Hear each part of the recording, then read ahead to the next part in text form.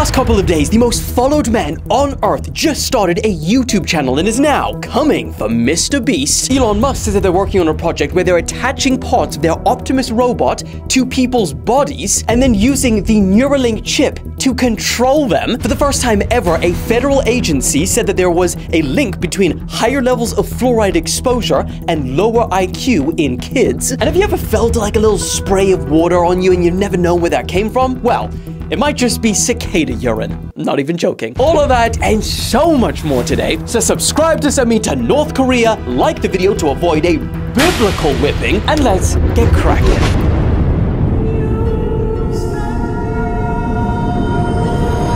Okay, the first story of the day is an interesting one because just on top of all of the controversy that MrBeast is going through, for the first time in a long time, there might just be someone on YouTube now that can actually challenge him for subscribers. And of course, it is none other than Cristiano. It's yesterday, Ronaldo launched his YouTube channel and he is literally smashing every growth record there is. And because he has now become the fastest growing YouTube channel on the planet, the question everyone is asking is there finally someone who can actually compete with the man himself, MrBeast? Well, here's the yes but no answer. Yes, because Ronaldo is already the most followed man on the planet. We're talking 363 million on Instagram, 170 million on Facebook, 112 million on Twitter or X, whatever we're calling it now, and over 20 million on YouTube. Just like that. So not only is he on track to become the first person ever to hit 1 billion overall subscribers, but just think about it, even if roughly 30% of all of those followers came over to his YouTube channel, well, damn, RIP, Mr. Deceased. But here's the no side. Eventually, the hype around him starting a YouTube channel will die. And when that happens, the real challenge begins. Creating consistently good content to replace just the hype and actually get people to want to come back and watch more. Which brings us to the ultimate question. When Ronaldo retires, which he will be doing in the next at least couple of years, will he truly become a YouTuber that creates amazing content? Or will he just become another celebrity with a YouTube channel? Because that is a very big difference. Look at Messi, for example. He's been on YouTube for what, 13 years? And Ronaldo got more subs than him in a couple of hours because he is a celebrity with a YouTube channel. On YouTube, you can't just coast on fame alone. You actually got to create good content. On Instagram, yeah, you're posting little pictures of yourself, no problem. There's a difference between a content creator and an influencer. Influencer, Instagram, whatever. Okay, right, let me get back to it. So which one will Ronaldo be? Well, interestingly, in 2019, he actually kind of dropped something that might have given us a hint. He was asked about his post-retirement plans, and he mentioned that one of his ambitions was to challenge himself by acting in a movie. I'm sorry. I don't know, maybe I'm sure he can. Ronaldo's, showed us that he can do a lot of shit no one believed he could. But I'm just thinking, this is what Alex believes Ronaldo would be best in. What was it? Was that any good? Can you imagine watching that?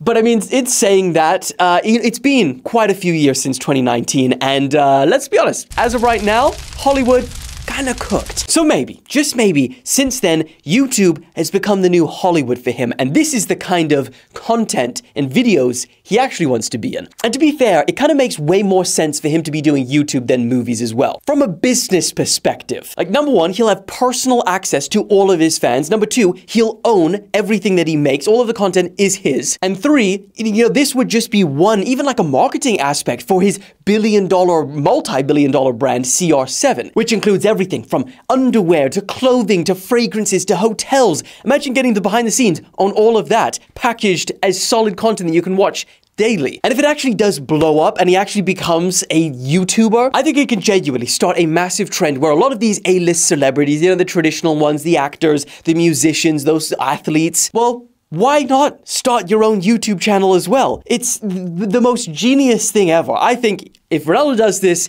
it's gonna go well. But I mean, the question is, if you had a bet on who would have more subscribers by the end of 2025, who are you going for? The king of football or the king of YouTube? Moving on. Okay, now this one's crazy. If Neuralink wasn't already scary enough, Elon Musk just revealed that they're now working on something even more mind-blowing. And maybe not mind-blowing, maybe more terrifying than that. They said that they're aiming to help people that have lost limbs by attaching parts of their Optimus robot to their bodies and then implanting the Neuralink chip to help control them away.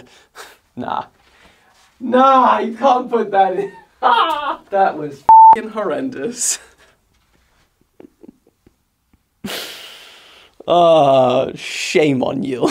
Now, don't let that weird little dance distract you from how crazy what I just said was. Literal cyborgs are being planned right now. And Neuralink has already implanted their second patient with that chip. And then in their most recent update on how he was doing his recovery process, Elon said, if all goes well, there will be hundreds of people with a Neuralink chip within a few years, maybe tens of thousands within 5 years, and millions within 10.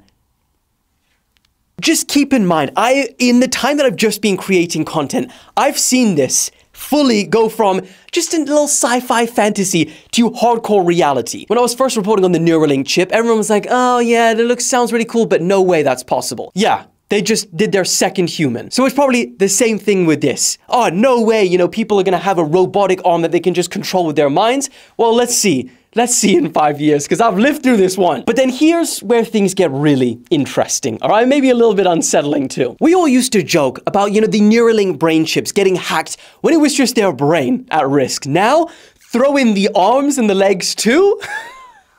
We are cooked.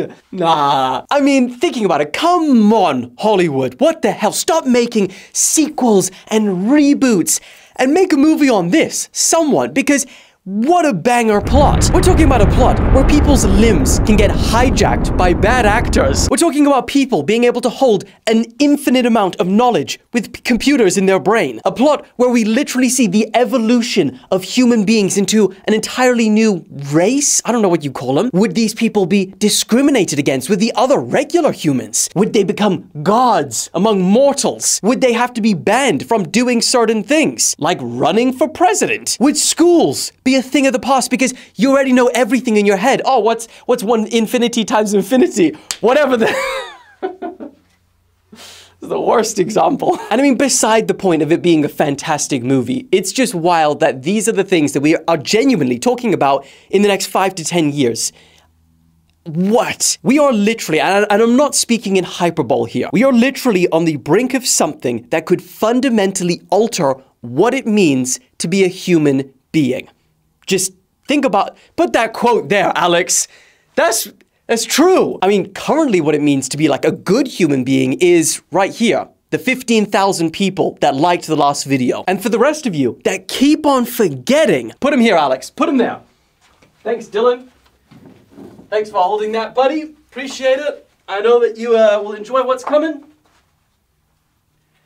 How dare you not like the video?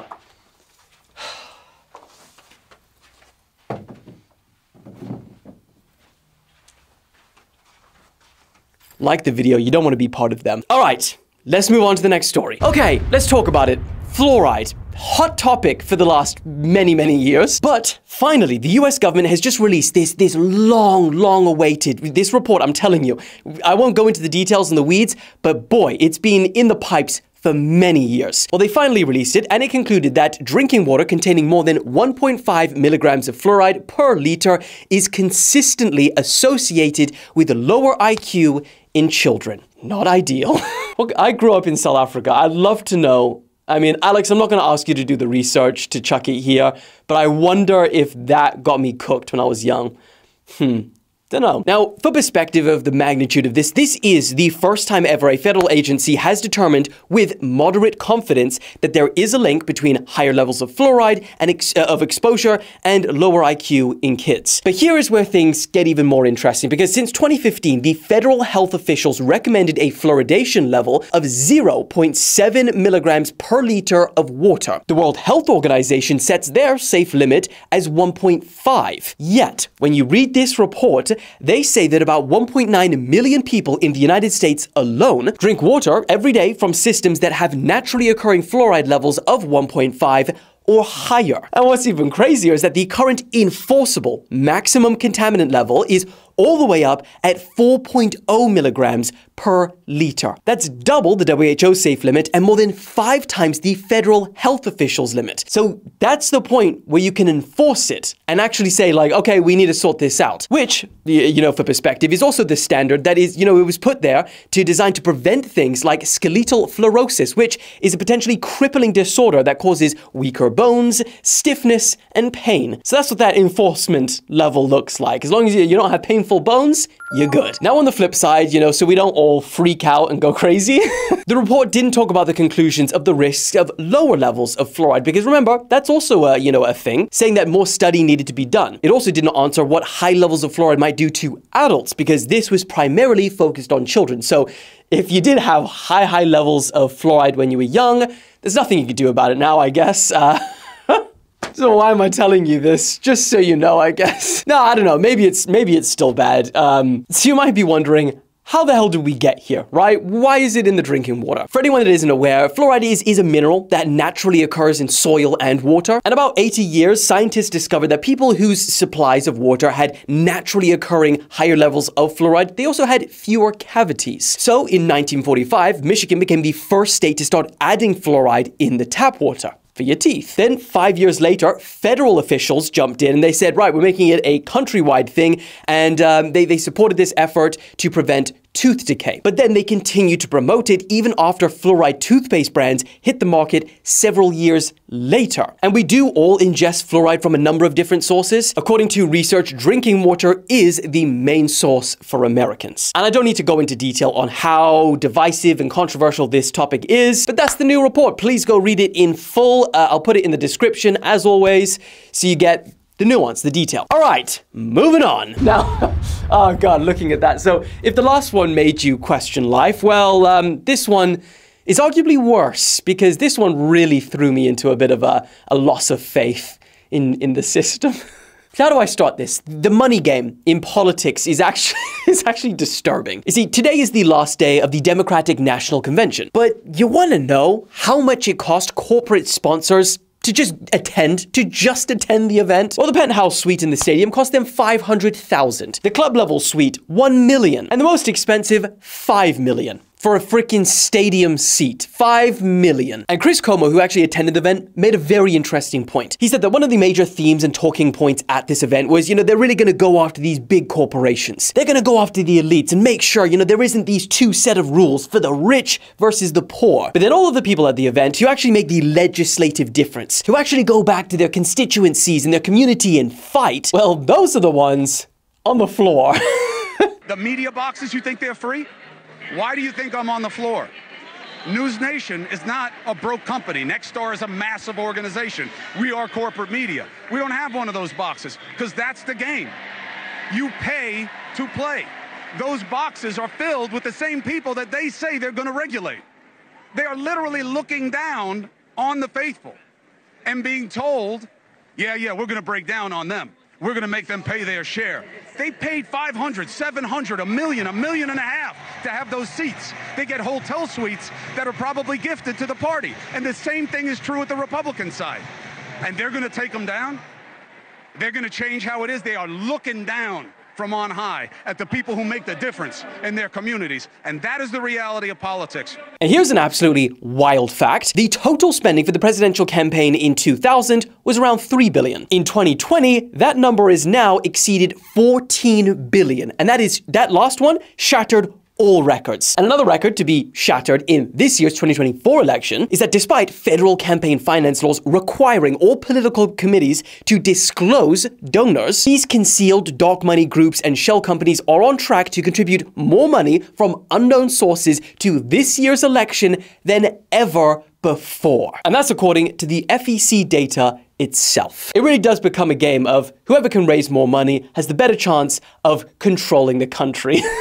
But then again, I think we've known that for a while now, so let's move on. Okay, this is kind of a wild story to kind of segue from that last one. And it's also turned into a pretty massive conspiracy online. And honestly, I'm not gonna lie, when I looked into it, it's either one or two things. It's either an incredibly freaky coincidence or something sus is going on. I want you guys to meet billionaire Mike Lynch. Yes, back with the rich people. This is the man once dubbed the British Bill Gates, and he and 6 other people died yesterday after their luxury yacht sank off the coast of Sicily. But here's where things get sus, right? Because, you know, Mike, he's had a really tough last 13 years, okay? He founded a software company in 1996 called Autonomy, and it was a huge success. So much so that the American company, HP, I think we all know them, they came along and they said, let me buy Autonomy off of you, and they bought it for $11.7 billion instantly, making him one of the richest men in all of the UK. But just 5 weeks after that sale went through, the CEO of HP, the company that's just bought it,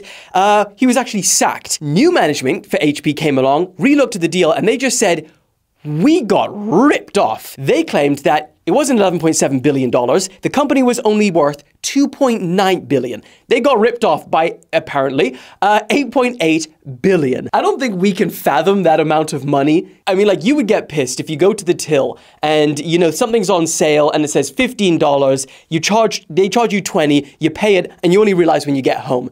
Imagine $5 difference, but $8.8 billion. They accused Mike of serious fraud and using a series of illegal tactics to make Autonomy appear far more valuable than it actually was. Of course, Mike denied all wrongdoing, and it became a federal case. You know, the United States government versus Mike Lynch. He was even extradited from the UK to the US to face trial. And as I said, this case dragged out for over a decade. But then, only 2 months ago, in July, they actually found Mike innocent, and he was acquitted of all charges.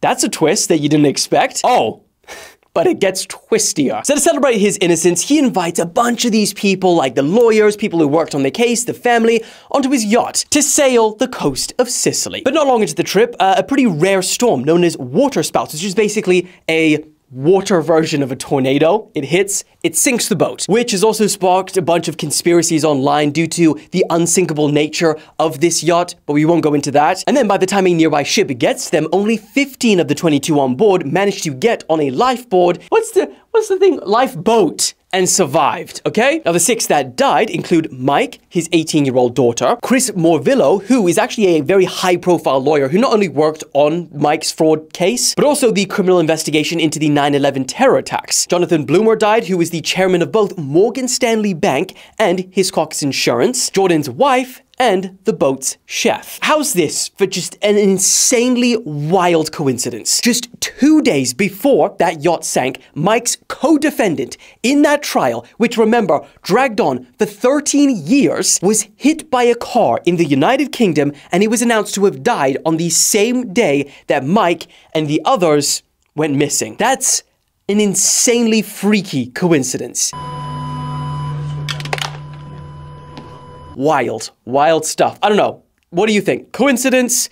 Something sus. With that out the way, let's get some rapid fire. Let's churn through some of these stories. Okay, if you live in the UK, like me, we are all being advised to keep our windows shut at all times. Because for the next 4 weeks, from mid-August now to early October, well, this is the time where spiders start coming in your house. And I mean that literally, because they go there to make babies and mate.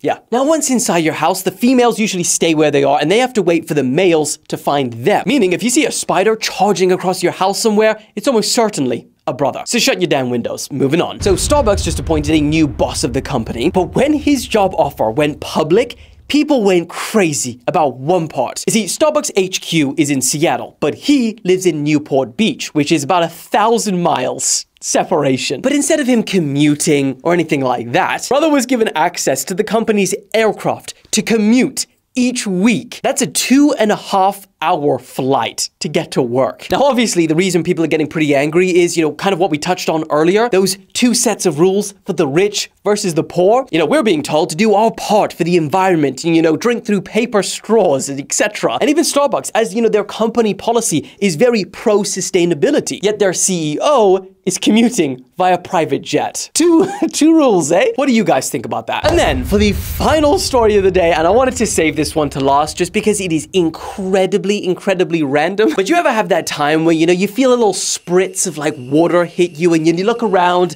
and you never know where it came from? Well, do I have news for you? It might have been cicada urine. Because, boy, they pee, that I just found out, and they pee a lot. In fact, horrific fact, they are one of the only insects on the planet to be able to pee in a solid stream. Now you know that really useless information. They consume around 300 times their body weight in tree sap, but because only a tiny percentage of that is actually protein, which they want to keep, they got to get rid of the rest of this liquid. And because they got so much liquid and only a tiny little hole orifice, let's use that one, to get it out of, the cicada holds the world record for the strongest urine jet stream of any animal relative to its size. And that's it for today's video. Remember guys, at 1 million subscribers, you send me to North Korea, so let's do it. And liking the video tells YouTube they need to push it out. So I love you guys forever for doing that. Have a great weekend, and I will see you on Monday.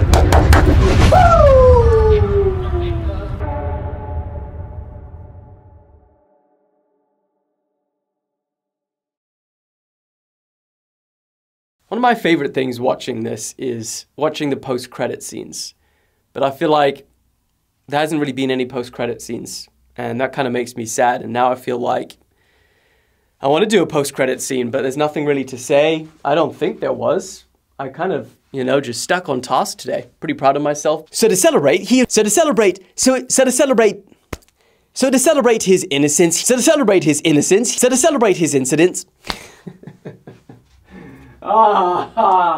Your brain is You hear me? You may be taller, but you're Guess we'll just have no post-credit scene today. Fine.